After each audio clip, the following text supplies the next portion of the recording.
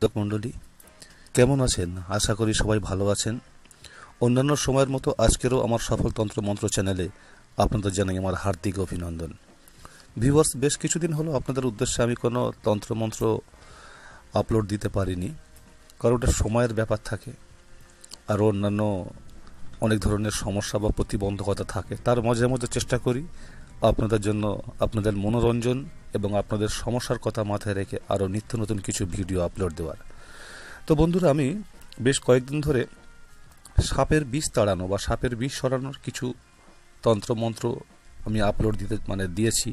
তো আজকে যেটা দেব এটা আপাতত আমার জানা মতে আমি যেগুলো জানি বা যেগুলো করে আমি উপকৃত, তো সেটাই আজকের আমার শেষ নিবেদন, সাপের বিষ ঝাড়ানোর মন্ত্র। তো দেখুন ভিউয়ার্স, আপনারা একটু ভালো করে খেয়াল করবেন। স্ক্রিনে দেওয়া যে মন্ত্রটি আছে, প্রথমে মন্ত্রটি আমি আমার ভিউয়ার্সদের উদ্দেশ্যে আমি বেশ কয়েকবার পড়ে শোনাই, তবে যখনই দেখি মন্ত্রটা একটু বড়, তাতে আপনাদের সময় নষ্ট না হয় পাছে সেই চিন্তা করে অন্তত আমি দুবার পড়ে শোনাই।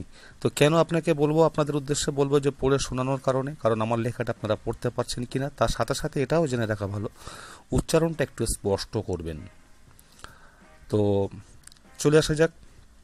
দেখুন স্ক্রিনে দেওয়া যে মন্ত্রটি আপনাদের একটু পড়ে শোনাই।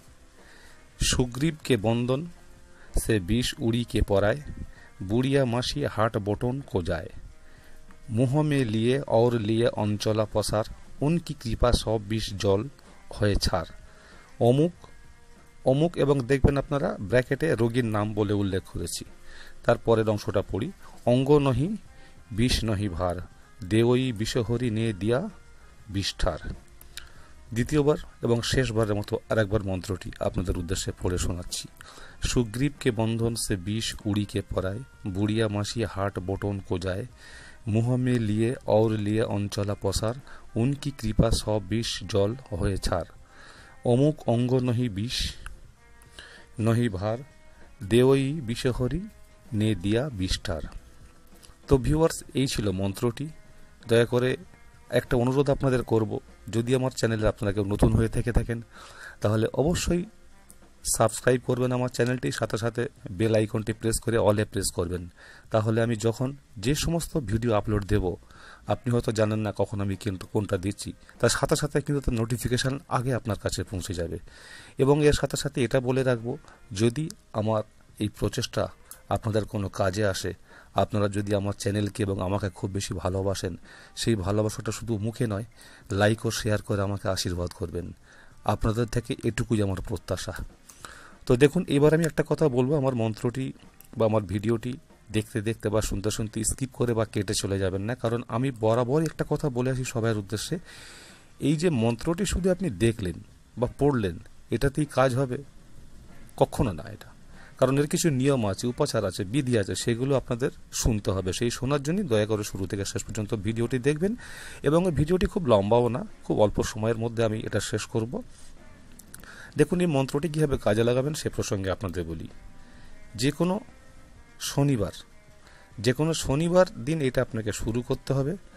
সবসময় জেনে রাখবেন, মন্ত্র যদি আপনি সিদ্ধ না করেন বা জপ করে যদি সিদ্ধ করতে না পারেন, কখনো সেই মন্ত্রটি কাজে লাগাতে পারবেন না।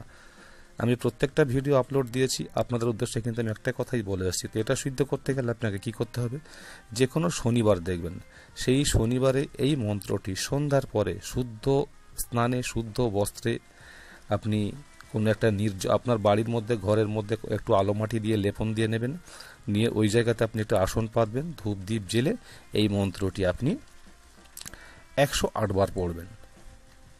108 বার পড়বেন। এবং সাথে সাথে এটাও শুধু নয় যে পড়লে শুধু হবে না, এগুলোকে মুখস্থ রাখতে হবে, কারণ কখন কোথায় কি কাজে লেগে যাবে তখন কিন্তু আপনি বই পুঁথি খুলে কাজে লাগানোর চেষ্টা করতে পারবেন না, তখন হয়তো সে সময়টা অনেকটা পার হয়ে যাবে। সুতরাং এগুলো মুখস্থ রাখাটাই ভালো।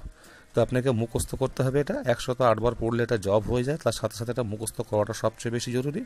এবার জব করার পরে কীভাবে কাজে লাগাবেন, আপনি দেখুন ভিউয়ার্স, আপনার কোনো আত্মীয় স্বজন বা বাড়ির কারোর বা দূরে কোথাও কারোর হয়তো এইরকম কোনো জাত সাপে বা তার থেকে বিশাল কিছু তাকে দংশন করেছে, তখনই কিন্তু আপনি এটা কাজে লাগাতে পারবেন। যেহেতু আপনি এটা জব করে সিদ্ধ করে নিয়েছেন, তখন এই মন্ত্রটি আপনাকে 21 বার পড়তে হবে। এবং 21 বারে প্রত্যেকবারে ওই যে অমুক অমুকের জায়গাটা দেখবেন ব্র্যাকেটে রোগীর নাম বলে আমি উল্লেখ করেছি। তো যাকে দংশেছে তার নাম আর তার বাবার নাম, যদি সে পুরুষ হয়, আর যদি মহিলা হয় তার নাম তার মায়ের নাম। এইটা কিন্তু উল্লেখ করতে ভুলবেন না।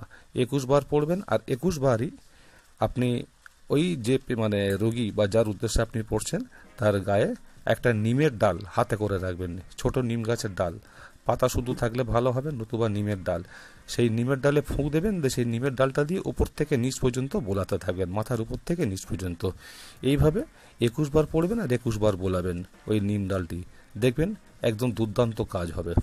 যদি একথা বিশ্বাস করা না করা সেটা আপনাদের ব্যাপার, কিন্তু আমরা যারা উপকৃত, কারণ সবসময় মনে রাখবেন বহু বছর আগের কথা যদি বলা যায় তখন কিন্তু চিকিৎসা বিজ্ঞান এত উন্নত ছিল না, না প্যাথোলজিক্যাল ল্যাব ছিল, না কোনো কিছু ছিল। তখন কিন্তু এটাই ছিল মানুষের কাছে সর্বরোগের দাওয়াই। তো এখনও সেরকম জিনিসও আছে, যদি যেগুলো আপনাদের উদ্দেশ্যে দিয়েছি তা যদি আপনারা সঠিকভাবে পালন করতে পারেন, পরীক্ষা করে দেখুন না, দেখতে ক্ষতিটা কোথায়।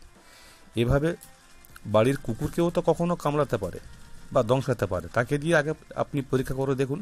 কারণ আপনাদের সবসময় মনে রাখবেন বা খেয়াল রাখবেন, ছোট্টবেলা যখন আমরা পড়াশোনা করেছিলাম স্কুলের ল্যাবরেটরিতে বিভিন্ন বিষয় ব্যাংকে দিয়ে পরীক্ষা করানো হতো বা ইঁদুরকে দিয়ে পরীক্ষা করানো হতো। আজকাল যে সায়েন্টিস্ট তারাও কিন্তু কোনো কিছু আবিষ্কার করলে এদের উপর আগে প্রয়োগ করে দেখেন যে কতটা সাকসেস। আমি সেটাই আপনাদের উদ্দেশ্য বলবো।